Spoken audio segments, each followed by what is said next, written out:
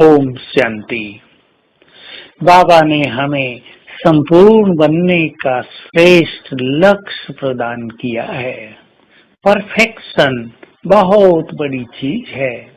पहले तो हम सुनते थे परफेक्ट तो केवल एक भगवान ही है और कोई परफेक्ट हो नहीं सकता। लेकिन अब बाबा ने हमें बहुत सुंदर न केवल लक्ष्य दिया लेकिन गाइडलाइन भी दी कि तुम किस तरह परफेक्शन को प्राप्त करो। हर चीज में परफेक्ट, चारों सब्जेक्ट में यदि हम परफेक्ट होंगे तो परफेक्शन सहज आ जाएगी। हमें परफेक्ट होना है सर्व गुणों में, सर्व शक्तियों में और संपूर्ण पवित्रता में। तीन चीजों पर विशेष ध्यान देंगे, बाकी सब चीजें पीछे पीछे स्वतः ही आ जाएंगी। जब हम ज्ञान में परफेक्ट होते हैं तो हमारे विचार महान होते हैं। हमें रोज रोज गाइडलाइन मिलती है। सेवाओं के फील्ड में रहने से हम गुणों में स्वयं को परफेक्ट कर सकते हैं।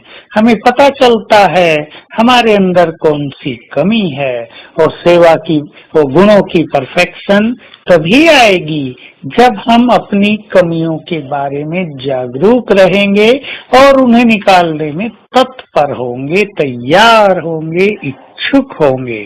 तो एक संपूर्णता की राही को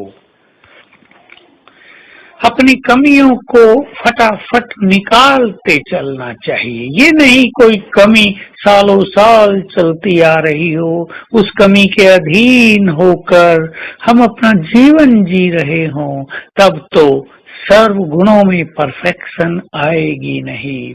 हम ध्यान दें, योग बल से शक्तियों में हम परफेक्ट बनते हैं। योग बल सबसे बड़ा बल है।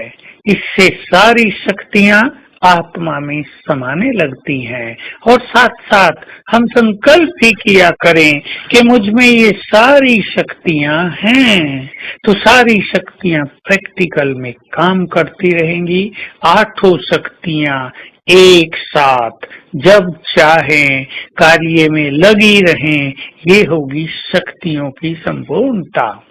पवित्रता की संपूर्णता जो धारणाओं का सब्जेक्ट है, उस पर भी हमें बहुत ध्यान देना है।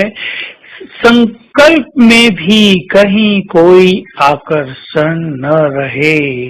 आकर्षण बहुत है इस संसार में, आकर्षणों की कोई कमी नहीं। और जो ज्ञान योग के पथ पर आगे बढ़ते हैं, जिन्होंने पवित्रता का मार्ग अपना लिया है, उनके सामने भी माया अनेक आकर्षण पैदा करती रहती है। कभी धन का आकर्षण है, कभी किसी के देह का आकर्षण है, कभी किसी श्रेष्ठ वस्तु का आकर्षण है और कभी मान शान का आकर्षण है। चेक कर लें, कोई आकर्षण हमें अपनी ओर आकर्षित तो नहीं कर रहा है। विशेष रूप से देह का आकर्षण, किसी विकार का आकर्षण, इससे यदि हम मुक्त होते जाएंगे तो बाकी सभी आकर्षण सहज ही समाप्त होते जाएंगे। इसके लिए हमें बहुत ध्यान देना है। त्याग और वैराग्य वृत्ति सदा ही अपना कर रखनी है।